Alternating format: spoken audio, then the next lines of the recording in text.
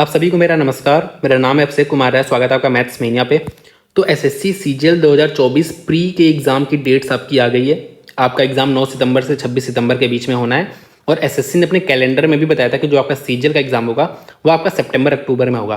तो मुझे नहीं लगता इन डेट से किसी को भी कोई भी आपत्ति होनी चाहिए। तो कमेंट सेक्शन में ना डेट्स को लेकर बातें मत करना, ठीक है? ये मेरी आपसे रिक्वेस्ट है।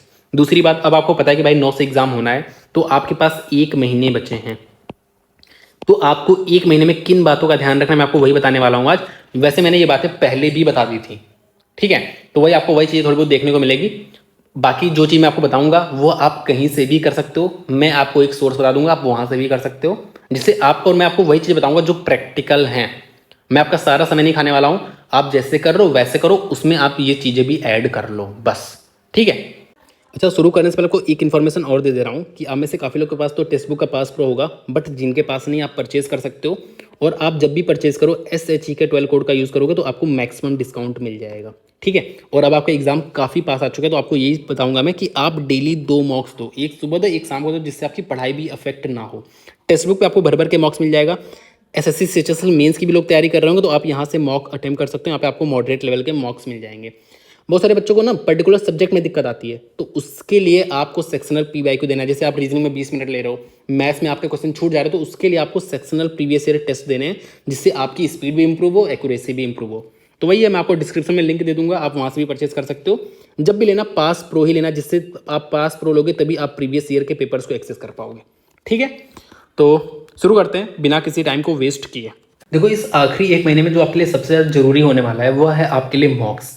आप इस आखिरी 1 महीने में पढ़ाई लिखाई करके उतना नंबर इंप्रूव नहीं कर सकते जितना आप सिर्फ मॉक्स के थ्रू कर सकते हो, स्पेशली उन बच्चों के लिए जिनका 150 स्कोर क्रॉस नहीं हो रहा है, ठीक है? तो डेली, और सबके लिए बता रहा हूँ मैं, डेली आपको 2 मॉक्स देना है, उसका एनालिसिस करना है। एनालिसिस करने में आप 20 से 30 मिनट ले लेना, डिपेंड करता है कि आपकी गलतियाँ कितनी हो रही है, ठीक है? और मॉक्स को ऐसे समय पर देना कि आपकी पढ़ाई बिल्कुल भी अफेक्ट ना हो। उसको आप अपने पढ़ाई के आवर्स में काउंट मत करना, ठीक है? एक आप सुबह दे सकते हो नहाने के जस्ट बाद, और एक आप शाम को 5-6 बजे दे सकते हो, या आप डिनर करने के बाद भी दे सकते हो। अपने अकॉर्डिंग देना, लेकिन पढ़ाई को इफेक्ट बिल्कुल भी मत करना, और 2 आपके मॉक्स भी निकल जाएं, ठीक है?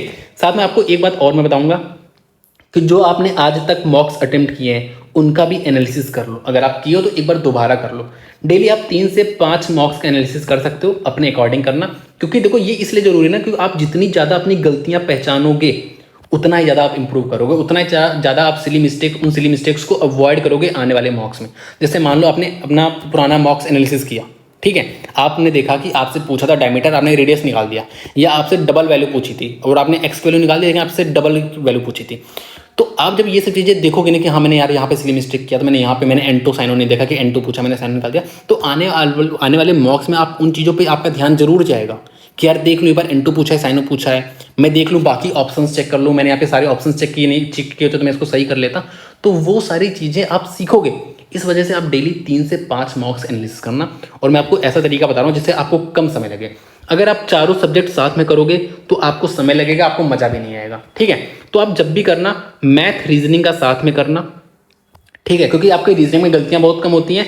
मैथ में अगर आपकी गलतियां ज़्यादा होती हैं तो उन क्वेश्चंस को देख लेना। अगर नहीं आ रहा तो बहुत ज़्यादा टाइम वेस्ट मत करना, उसको मार्क कर लेना, बाद में देख लेना, ठीक है? उनको मार्क कर लेना, किसी और समय पर देख लेना, ठीक है? तो ये सारी चीज़ आप ध्यान रखो तो आपको कम समय लगेगा। GS इंग्लिश को तो आप लेटे लेटे भी कर सकते हो यार, मतलब ऐसा नहीं कहना कि लेट के ही करना। अगर आप जैसे सो रहे हो तो भी आप, मतलब सो नहीं रहे हो, मतलब खाना खाने के बाद लेटे हो तो तब देख सकते हो, या बोर हो रहे हो ऐसे बाहर बैठे हो तब देख सकते हो। तो इसका तो इजीली 5, आपका आधे घंटे में 5 पेपर्स का आप इजीली एनालिसिस कर लोगे। और हाँ, इसमें आपको सबको देखना है, ऐसा नहीं कि जो आप गलत किए वही देख रहे हो। इसमें तो आपको सिर्फ गलत वाला देखना है, लेकिन GS और इंग्लिश में आपको सबको देखना है, क्योंकि इसमें आप बहुत सारे तुक्का भी मारे होते हो, वो सही भी जा सकता है, तो उसका भी तो एनालिसिस करना है। तो इसमें आपको सारे क्वेश्चंस देखने हैं, तो इसको अलग अलग करना। आप देखोगे आपको ज़्यादा मजा भी आएगा और जल्दी कर लोगे।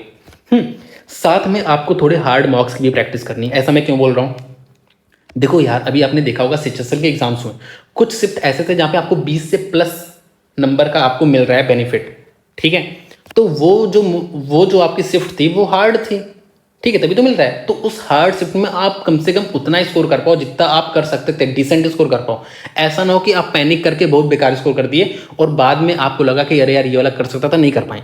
इस वजह से हार्ड मॉक्स की प्रैक्टिस करो।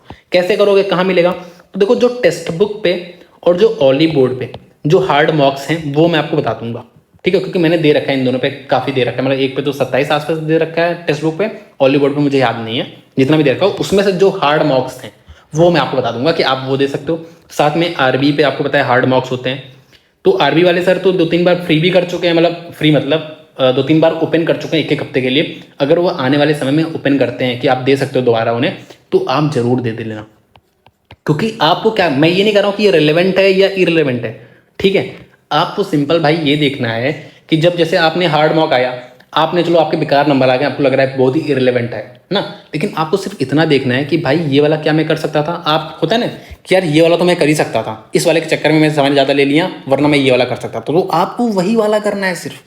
मैं ये नहीं कर रहा कि आप 170 मार दो, ठीक है, लेकिन एटलीस्ट आप 140 तक तो पहुंचो। जहां पे आप 140 कर सकते थे वहां आप 110 ही ला रहे हो, तो ये चीज़ आपको नहीं करनी है, ठीक है। आपको जो आप कर सकते थे आपको वो करना है बस, ठीक है। तो आपको थोड़ी आदत बननी चाहिए, ठीक है, तो इस बात का आप ध्यान रखो। तो हार्ड मार्क्स की आप प्रैक्टिस जरूर कर लेना, जिससे आपको आपका कोई भी शिफ्ट आ जाए तो आपको तकलीफ ना हो। साथ में अगर आपका हार्ड शिफ्ट आता है उसमें थोड़ा सा बेटर परफॉर्म कर लोगे तो आपको बहुत ज़्यादा फायदा मिलने वाला है। जैसे अगर मैं अपनी बात बताऊं तो मैंने अभी आपका सिलेक्शन पोस्ट में ग्रेजुएट लेवल वाला एग्जाम दिया था, जिसमें मेरा हार्डेस्ट शिफ्ट आया था 20 तारीख को 2:30 से 3 2:30 बजे वाला था, ठीक है। तो उसमें मेरे हार्ड शिफ्ट में 170 नंबर है और नॉर्मलाइज स्कोर जो मेरा है 180 है। तो समझ रहे हो ना, हार्ड शिफ्ट में 170 नंबर, क्योंकि मैंने प्रैक्टिस कर रखी है हार्ड मॉक्स की भी, तभी मैं कर पाया, अदरवाइज हो सकता है मैं पैनिक कर जाता। तो इन बातों का आप ध्यान रखो, ठीक है। आ जाओ नेक्स्ट बातें हैं, आपको सब्जेक्ट वाइज चीज़ें बता दे रहा हूँ कि आपको किन बातों का आप ध्यान रखना है। आखिरी 1 महीने बच्चे हैं तो आपके पास ये जिम्मेदारी बनती है कि आप जहाँ से भी पढ़े हो, जैसे भी पढ़े हो, आप उसको रिवाइज कर लो एक बार। आपको मैंने ये बात 70 दिन पहले भी, मतलब जो मैंने 70 डेज स्ट्रेटजी बताई थी उसमें बताई थी कि भाई रिवीजन कर लो। अगर आपने किया बहुत अच्छी बात है, नहीं किया तो अभी भी समय है। तो मैं एक रिसोर्स अपना बता दे रहा हूँ, बाकी आपको जहाँ से करना हो वहाँ कर लो, लेकिन मैं जो रिसोर्स बता रहा हूँ वहाँ से आपको समय बहुत कम लगने वाला है। जैसे एडवांस मैथ मैंने कंप्लीट 7 घंटे में पढ़ा दिया है। आपको वीडियो देखना हो वीडियो देख लो, अदरवाइज देखो आप मेरे चैनल पे जाओगे, फाइल्स में जाओगे, आपको सबकी पीडीएफ मिल जाएगी विद सोल्यूशन विदाउट सोल्यूशन, आप वहां से देख लेना, ठीक है। अदरवाइज आप वीडियो देखोगे 7 घंटे में मैंने सब कुछ निपटा दिया, एक सिंगल चीज नहीं छोड़ी है, ठीक है।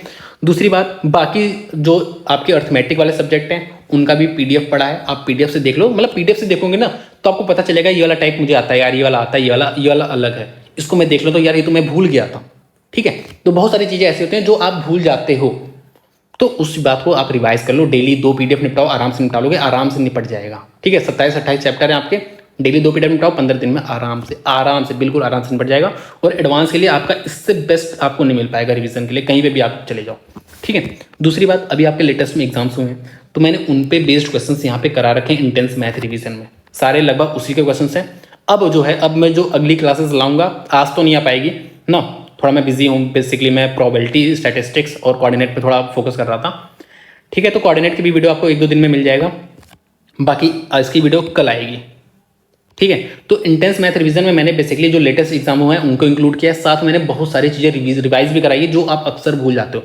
तो बहुत ही छोटी छोटी वीडियो यार, 40-40 मिनट की वीडियो आप इजीली, 30 मिनट की 40 मिनट की वीडियो इजीली आप निपटा सकते हो। 7 वीडियो हैं, 8 वीडियो हैं, इसको निपटा दो और आने वाली भी वीडियो निपटा देना, ठीक है। आप एक वीडियो देख लेना, आपको पता चल जाएगा कि क्वालिटी कैसी है, मुझे करना चाहिए कि नहीं, आपको खुद आइडिया लग जाएगा। तो मैथ्स में ये है। रीजनिंग में क्या होता है ना, आपको आता सब है लेकिन आप समय ज़्यादा लेते हो। बहुत सारी चीज़ें ऐसी जो आपको नहीं पता, जैसे फिगर सीरीज आपको नहीं पता है, भाई इसको पढ़ लो। कैलेंडर को बहुत ज़्यादा समय लेते हो, कैलेंडर पढ़ लो, मैंने पढ़ा रखा है, 15 सेकंड में इजीली निपटा दोगे। इसको भी 10-15 सेकंड में इजीली निपटा दोगे फिगर सीरीज में। लेटेस्ट क्वेश्चन मैंने नंबर सीरीज के यहाँ पे करा रखे हैं, कुछ चीज़ें मैंने ऑब्जर्व कराई है कि भाई ऐसे आप 5 सेकंड में भी चीज़ें कर सकते हो।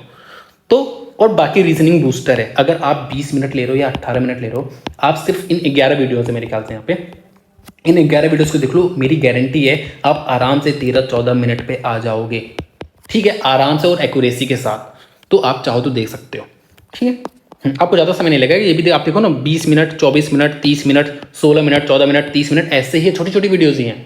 मैं ऐसी वीडियो बनाता हूँ जो आप देख सको, जो प्रैक्टिकल हो चीज़ है। तो रीजनिंग मैंने बता दिया। इंग्लिश में अब आपको क्या करना है, जो भी चीज़ें आप कर रहे हो उसको करते रहना, उसको बदलने की जरूरत नहीं है। टॉप 500 जो एंटोनिम्स हैं, सिनोनिम्स हैं, ईडियम्स हैं, OWS है, उसको आप रिवाइज कर लेना जरूर, ठीक है।